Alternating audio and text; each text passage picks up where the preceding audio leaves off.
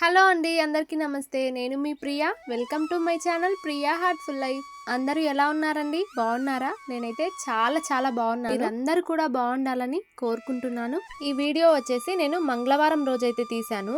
మా ఇంటి దేవుడు వచ్చేసి ఎల్లమ్మ తల్లి. అందుకే మేమైతే మంగళవారం రోజు పూజ చేసుకుని దీపం అయితే పెడతాం. ఉదయం లేవగానే రోజు ఉండే పనులే అయినప్పటికీ రోజు చేయక తప్పదు. ఒక్కో రోజేమో ఉదయం లేచినప్పటి నుంచి నైట్ పడుకునే వరకు తీరిక లేకుండా ఏదో ఒక పని ఉంటుంది. ఇంకా ఒక్కో రోజేమో తిన్నామా పడుకున్నామా తెల్లారిందా అన్నట్టు అసలు ఏ పని ఉండదు. పిల్లల్ని చూసుకోవడమే మెయిన్ పని. ఇంకా ఈ రోజు అయితే నేను ఇంట్లో చేసుకున్న పూజ చిన్న పనులు అయితే ఈ వీడియోలో మీతో షేర్ చేసుకుంటాను. ముందుగా మన వీడియోని ఫస్ట్ టైం చూస్తున్న వాళ్ళకి వీడియో గనక నచ్చితే ఒక లైక్ ఇచ్చి తప్పకుండా సబ్స్క్రైబ్ చేసుకోండి. ఒక్కోసారి ఎంత ఉదయం లేచినప్పటికీ అసలు ఉపయోగమే ఉండదు. మనం ఏం పని చేసుకోవాలన్నా నీళ్లు అవసరం కాబట్టి ఇంకా నీళ్లు వచ్చే వరకు వెయిట్ చేయాల్సిందే. సోమవారం రోజు ఉదయం అయితే నీళ్లు రాలేదు. ఇంకా ఉన్న నీళ్ళన్నీ వాడుకునేసరికి సాయంత్రం వరకు ఒక్క చుక్క నీరు కూడా లేకుండా పోయింది. సాయంత్రం పూట నల్ల వచ్చింది కానీ చాలా లేట్ గా వచ్చింది అనమాట. ఇంకా అప్పుడే గిన్నెలన్నీ కూడా తోమేసి పెట్టుకున్నాను. అందుకే ఇంకా ఉదయం పూట తోమటానికి ఎక్కువ గిన్నెలు అయితే లేవు.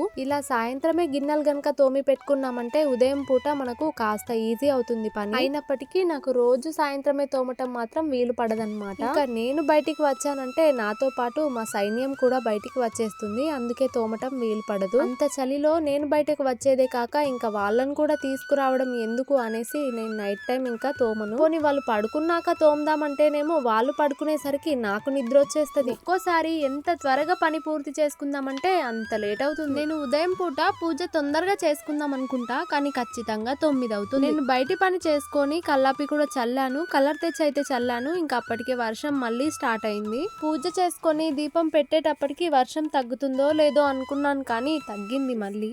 వర్షం తగ్గగానే మా పిల్లల్ని బయటికి దొబ్బేసి ఇంకా నేనైతే ఇంటి తుడుచుకుంటున్నాను. పిల్లలు గనక ఉంటే మురికి నీళ్ళలో ఆట ఆడుతూ ఊరికే సతాయిస్తూ ఉంటారనమాట. ఇప్పుడు నేను చేసే పని వాళ్ళకు కనిపించట్లేదు కాబట్టి నా మీద ఫోకస్ పెట్టట్లేదు, లేదంటే నా పక్కనే ఉండేవాళ్ళు. ఎందుకో ఈ మధ్య పూజ చేసుకున్న రోజు ప్రశాంతంగా ఏ బద్ధకం కూడా లేకుండా మనసంతా కూడా యాక్టివ్ గా ఉంటుంది. మిగతా రోజుల్లో అయితే ఏం చేయాలి ఏం పని చేయాలి ఏమీ అర్థం కాకుండా మనసంతా కూడా అలజడిగా అనిపిస్తుంది. మిషన్ కూడా రావట్లేదు కదా, ఇంకా ఖాళీగా ఉండేసరికి ఏం అర్థం అవ్వట్లేదు అనమాట. ఏం చేయాలి ఏంటి అనేది క్వశ్చన్ మార్క్ గా ఉంది. కుడితే ఓ బాధ కుట్టకుంటే ఓ బాధ అన్నట్లు ఉందండి నా పరిస్థితి. కుడితేనేమో సరిగ్గా డబ్బులు ఇవ్వట్లేదని బాధ, కుట్టకపోతేనేమో ఖాళీగా ఉండి ఏం చేయాలబ్బా అని ఆలోచన. మనిషి పుట్టాక ఏదో ఒక పని ఉండాలి కదా, ఏదో ఒక విధంగా ఎర్నింగ్ ఆప్షన్ అనేది ఉండాలి కదా. నిజానికి జీవితం తిన్నామా పడుకున్నామా తెల్లారిందా అన్నట్టు అస్సలు ఉండకూడదు. పిల్లలు గనక స్కూల్ కి వెళ్లారంటే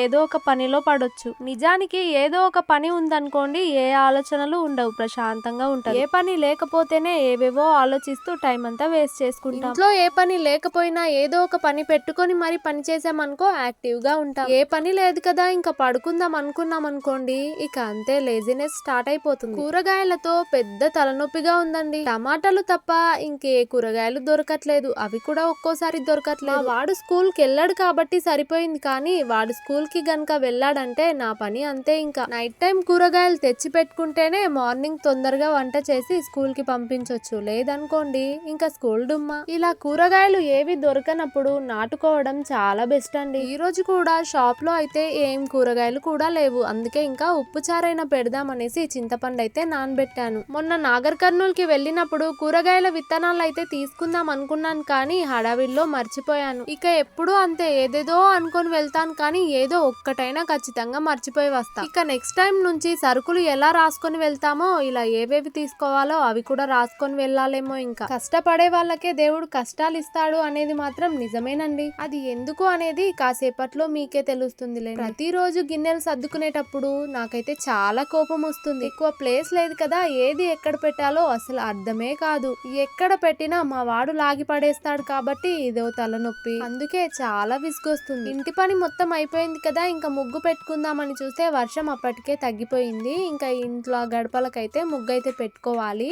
మొన్న నేను ముగ్గు కూడా తెచ్చుకుందాం అనుకున్నాను కానీ అది కూడా మర్చిపోయాను. అమ్మ ఉంది కాబట్టి కాస్త పని తొందరగా పూర్తయింది. పిల్లలు అమ్మతో ఉండటం వల్ల నేనైతే పనిని తొందరగా పూర్తి చేసుకున్నాను. ఫ్రెష్ అప్ అయిన తర్వాత ముగ్గు పెడదాం అనుకున్నాను, కానీ ఇంతసేపు వర్షం పడింది కదా, అందుకే ఇంకా వేడి నీళ్ళు అయితే పెట్టుకోలేదు. ఇంకా వర్షం తగ్గగానే వేడి నీళ్ళు అయితే పెట్టేశాను. మాతో హీటర్ అయితే లేదు. పెట్టుకుంటే పక్కన మా అత్తమ్మ వాళ్ళ ఇంటి దగ్గర అయితే హీటర్ పెడతాను, లేదంటే ఇంకా పొయ్యి వెలిగిస్తాను. నాకు ఇంట్లో గనక హీటర్ పెట్టాలంటే చాలా భయం. పిల్లల్ని ఇంట్లోకి పోనివ్వకుండా ఉండాలంటే ఇంకా కష్టం. వాళ్ళని పట్టే సాహసం నేను చెయ్యలేను కాబట్టి హీటర్ ని ఇంట్లో మాత్రం అస్సలు పెట్టను. ఈ తిప్పుడు ముగ్గులు తిప్పాలంటే నా చెయ్యి తిరగదు. నాకు పెద్ద పెద్ద తిప్పుడు ముగ్గులు అంటే చాలా ఇష్టం ఉన్నప్పటికీ రావు, కాబట్టి ఇంకా ఈ చిన్న వాటితోనే మేనేజ్ చేస్తాను. నోట్స్ లో వేసుకుందామని నోట్స్ తెచ్చుకొని ఒక 2 పేపర్లు నింపానేమో అంతే. టైం కుదరట్లేదు, వేయటానికి వీలు పడట్లేదు. సూర్యుని చుట్టూ భూమి తిరిగినట్టు నా చుట్టూ నా దొరబాబులు తిరుగుతూనే ఉంటారు. ఇప్పుడేమో వద్దురా, పని చేయాల్సిన అవసరం లేదురా అంటే నేను పని చేస్తా అని గొడవ పడతారు. కాస్త పెరిగాక ఏమైనా పని చెప్పామనుకోండి, నువ్వు చేయరా అని గొడవ పడుతుంటారు.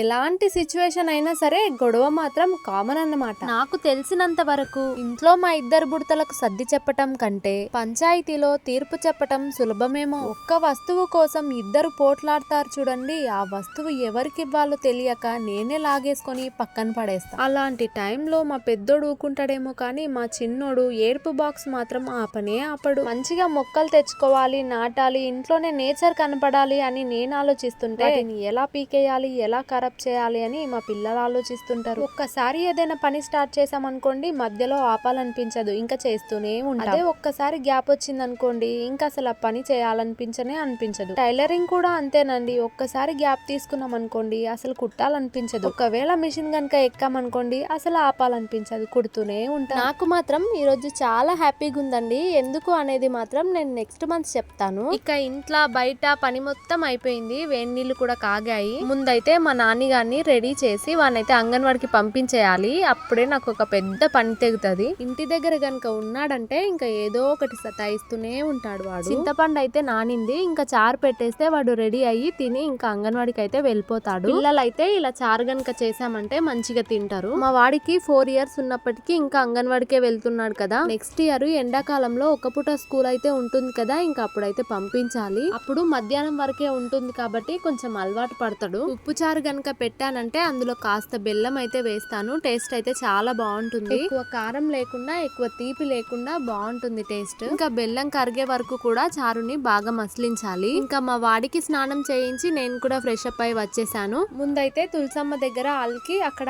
ఆరేంత వరకు కూడా ఇంకా ఇంట్లో దీపం పెట్టి ఆ తర్వాత తులసమ్మ దగ్గర అయితే దీపం పెడతాను. నాకైతే తులసమ్మను పెట్టుకున్న తర్వాత చాలా పీస్ఫుల్ గా ఉంది.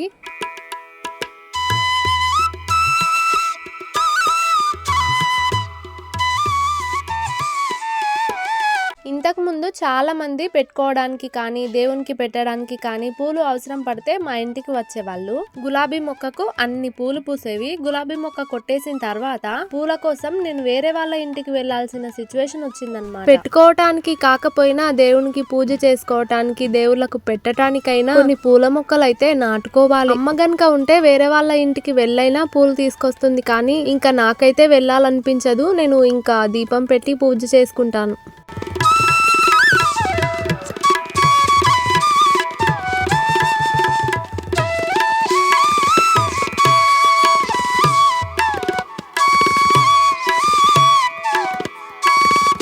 ఇంతకు ముందు అయితే పూజలు చేయటం కానీ, దేవుణ్ణి మొక్కటం కానీ ఇవన్నీ చేసేదాన్ని అయితే కాదు. కానీ ఎప్పుడైతే ఇల్లు శుభ్రం చేసుకోవడం, దేవునికి దీపం పెట్టుకోవడం ఇవన్నీ చేస్తున్నానో నాకు అప్పటి నుంచి ఇంట్లో అయితే చాలా మంచిగా అనిపిస్తుంది. ఉదయం కాస్త లేట్ అయినా సరే ఇంకా తప్పకుండా దేవునికి అయితే పూజ చేసుకుంటున్నాను. నేను తులసమ్మని పెట్టుకున్న తర్వాత మా వాళ్ళు కొందరు మనకేడైతది, మనకు కుదరదు, మనకి ఇవన్నీ ఎందుకు అన్నట్టు అన్నారనమాట. అంటే ఉదయం లేవగానే పొలాలకు వెళ్ళిపోవటం, ఎప్పుడో సాయంత్రానికి ఇంటికి రావటం, ఇంకా తులసమ్మని గనక పెట్టుకుంటే ఖచ్చితంగా పూజ చేసుకోవాలి, అందుకే మనకి ఏడైతది అన్నట్టు అన్నారనమాట. వీలు కాకపోయినా వీలు చేసుకునైనా సరే నాకైతే పూజించుకోవాలనుంది. అన్ని ఆలోచించుకున్న తర్వాతే నేనైతే తులసమ్మని పెట్టుకున్నాను. అంతా మంచి జరగాలి అన్న ఆశతో అయితే తులసమ్మని పూజించుకుంటున్నాను. అలాగే జరుగుతుందని కూడా అనుకుంటున్నాను. చాలా మంది బిజీ రొటీన్ లో కూడా పూజించుకునే వాళ్ళు ఉన్నారు కదా, మనం కూడా అంతే. అరేంజ్ మ్యారేజ్ గురించి ఏమో కానీ లవ్ మ్యారేజ్ చేసుకున్న వాళ్ళు మాత్రం తప్పకుండా నలుగురిలో మంచి పేరు తెచ్చుకోవడానికే ప్రయత్నించాలి. అరే చెప్తే వినకుండా తెలియకుండా పెళ్లి చేసుకున్నారు, ఇప్పుడు అనుభవిస్తున్నారు అనేలా కాకుండా వద్దన్నా పెళ్లి చేసుకున్నారు, బాగా బతుకుతున్నారు అని అనుకునేలాగా ఉండాలి. దానికి మన సహకారంతో పాటు దేవుని సపోర్ట్ కూడా ఉండాలి. ఎంత గొడవలున్నా సరే అది మనమే మాట్లాడుకోవాలి, కానీ పెద్దగా చేసుకొని నలుగుట్లో నవ్వుల పాలు మాత్రం అస్సలు అవ్వకూడదు. మనం బాగుండకూడదు అనుకున్న వాళ్ళకి మనం బాగా బతికి చూపించాలి. ప్రస్తుతానికైతే నేను, మా వారు, పిల్లలు అందరం కూడా హ్యాపీగా ఉన్నారు. ప్రతి ఇంట్లో గొడవలు అనేవి కామన్ అండి. గొడవలు లేని ఇల్లే ఉండదు. గొడవలైనా సరే కలిసిపోయే బంధమే భార్యాభర్తల బంధం కదా. చిన్న చిన్న గొడవలకు విడిపోయి మనం బాధపడుతూ పిల్లల్ని బాధ పెట్టడం అవసరం అంటారా? సర్ది చెప్పుకొని ఒకరితో ఒకరు మాట్లాడుకుంటే పోయేదానికి పెద్దగా అస్సలు చేసుకోవద్దు. ప్రశాంతంగా పూజ చేసుకొని అలా కాసేపు కూర్చున్నానో లేదో మా ఊర్లోకి ఒక ఆవిడైతే శారీస్ తీసుకొని వస్తుందన్నమాట. ఆవిడ రాక చాలా రోజులవుతుంది. చాలా రోజుల తర్వాత మళ్ళీ వచ్చింది. చీరలు అయితే చాలా బాగుంటాయండి, క్వాలిటీ కూడా మంచిగా ఉంటది. మనం షాప్స్ లో తీసుకుంటే ఏ విధంగా ఉంటాయో ఈమెతో కూడా అలాగే ఉంటాయి. కాకపోతే బస్సు దిగగానే ఆమెను చూసామనుకోండి మంచి మంచి శారీస్ తీసుకోవచ్చు. ఇంకా ఊరంతా తిరిగి వచ్చిందంటే మంచి మంచి కలర్స్ అన్ని కూడా ఊర్లో తీసుకుంటారు కాబట్టి మనకు అంత మంచిగా ఇంకా కనపడవు.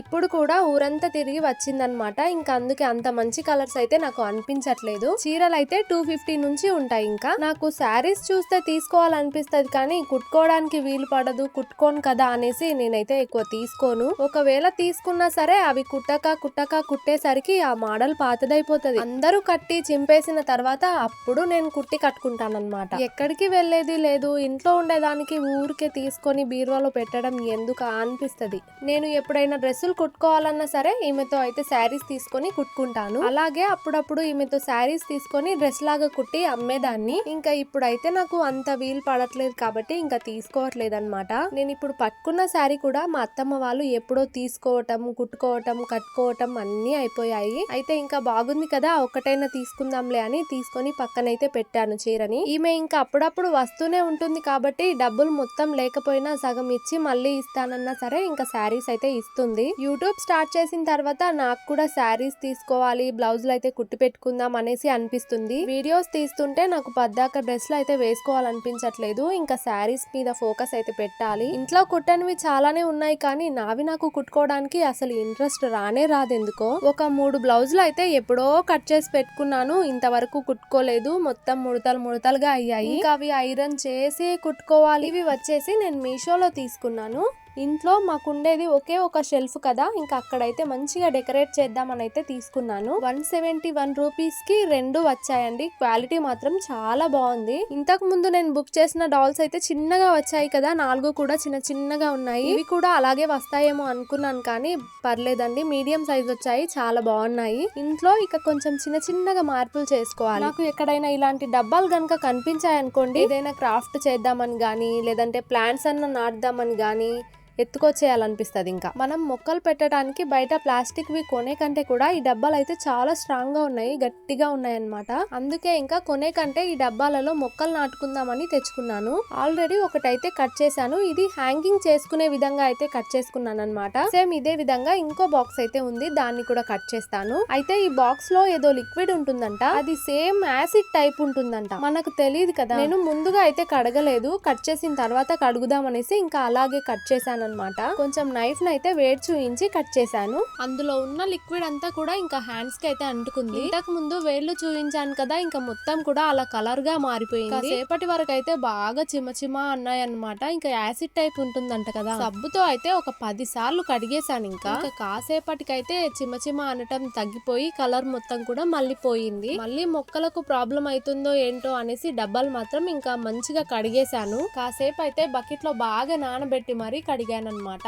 రోజుకొక మొక్క నాటాల్సి వస్తుంది కాదండి, నాకైతే రోజుకొక డబ్బా దొరుకుతుంది అనమాట. ఇంకా డబ్బాలు అయితే కట్ చేసుకున్న తర్వాత మట్టి అయితే నింపి పెట్టుకున్నాను. మనీ ప్లాంట్ ఎందుకో అసలు గ్రో అవ్వటమే లేదండి, ఏమైనా టిప్స్ ఉంటే చెప్పరా? డబ్బాలకు కలర్ వేద్దాం అనుకున్నాను, కానీ కలర్ వేసి అవి ఆరి మళ్ళీ మొక్కలు పెట్టే వరకు లేట్ అవుతుంది కదా. ఇప్పటికే మొక్కలు బాగా డల్ గా ఉన్నాయి, వాడిపోతున్నట్టుగా. అందుకే ఇంకా తర్వాత కలర్ వేసుకుందాంలే అనేసి ముందైతే నాటేస్తున్నాను. ఇంకా మళ్ళీ వీలు కుదిరినప్పుడు అయితే కలర్ కలర్స్ అయితే వేస్తాను. కలర్స్ వేద్దామని తెప్పించుకున్నాను కూడా, కానీ ఇంకా తర్వాత వేద్దామనేసి వేయలేదు. నాకు మొక్కలంటే ఇష్టం ఉన్నప్పటికీ మొక్కల కేరింగ్ గురించి అంతగా తెలియదు. కానీ ఏదైనా ఇష్టపడ్డామంటే దాని గురించి మొత్తం కూడా ఇంకా తెలుసుకోవాలి. ఇప్పుడు నాటుతున్నవి రెండు కూడా మనీ ప్లాంట్లే. ముందు వాటర్ లో అయితే పెట్టాను కదా, అది వాటర్ లో కంటే మట్టిలోనే బాగా పెరుగుతుంది అని తెలిసి ఇంకా మట్టిలో అయితే నాటుతున్నాను. నేను ఇది కిటికీ దగ్గర కానీ ఇంట్లో గుమ్మం దగ్గర కానీ హ్యాంగ్ చేద్దాం అనుకున్నా, కానీ మొక్క కాస్త పెరిగాక మంచిగా కలర్ వేసి ఆ తర్వాత అయితే హ్యాంగ్ చేద్దామని ఇప్పుడైతే ప్రస్తుతానికి బయటే పెట్టేస్తున్నా. పెరగటానికి ఏదైనా కాస్త టైం పడుతుంది కదా, మరి గ్రో అవుతుందా లేదా చూస్తాను.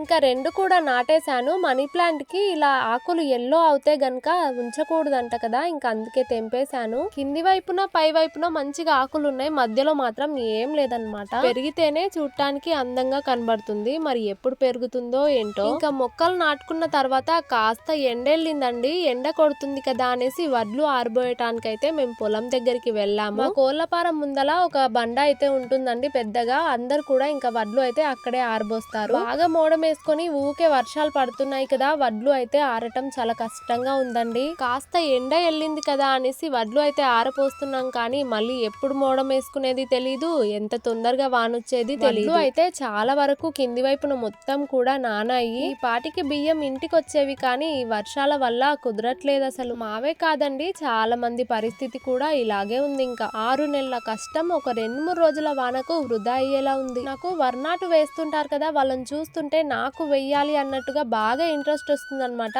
బాగా ఇష్టం కూడా. కానీ వెళ్ళేది నేను మా పొలం దగ్గరకే కాబట్టి నాకు రాదు అని నాకు నాటే అవకాశం ఇవ్వనే ఇవ్వరు. వరికట్టలు తీయడమే సరిపోతుంది. వడ్లు అయితే చాలా వరకు నానాయండి, ఒక 2-3 రోజులు బాగా ఎండ కొడితే, కానీ ఆరేలా లేవు. మేమైతే బియ్యము అమ్మటానికి కాదండి, ఇంకా తినటానికే పండించుకుంటాం. మధ్యలో ఎవరైనా అడిగితే గనక ఒక సంచి 2 సంచులు మాత్రం ఇంకా అమ్ముతుంటాడు అంతే. చూడండి అసలు బియ్యం పట్టించాల్సిన వడ్లు వానకి మళ్ళీ మొలకెత్తుతున్నాయి. ఇవి చూస్తే మాత్రం చాలా బాధ అనిపించిందండి. ఇలా మొలకెత్తితే గనక ఇంకా లాభం ఏముంటుంది, కింది వైపు ఉన్న వడ్లన్నీ కూడా ఇలా మొలకెత్తాయి. ఇంకా ఇంతకు ముందు కష్టపడిన వాళ్ళకే కష్టం ఇస్తాడు దేవుడు అన్నాను కదా, ఇందుకేనండి. ఇంకా ఏం చేస్తాంలేండి, వాటికి బియ్యం అయ్యే రాత లేదేమో అంతే. ఇంకా ఈ వడ్ల బొడ్డను మొత్తం కూడా దూరంగా నూకి ఆరబోసి అయితే ఇంటికి వెళ్ళాలి. మార్నింగ్ అయితే ఆరబోసిన తర్వాత మధ్య మధ్యలో వాటిని సాళ్ళలాగా దున్నుతూ ఉండాలి. ఇంకా వారి ఇంకా కోళ్లపారం దగ్గరనే ఉంటారు కాబట్టి ఇంకా ఆయన చూసుకుంటాడు. నేనైతే ఇంటికి వెళ్ళి మళ్ళీ ఈవినింగ్ టైం అయితే మళ్ళీ వస్తాం. ఇంకా ఈవినింగ్ వచ్చి మళ్ళీ మొత్తం కూడా బొడ్డలాగా దగ్గరికి అయితే నూకి వెళ్ళాలి. కెమెరా మ్యాన్ మా నాన్నగాడు అనమాట,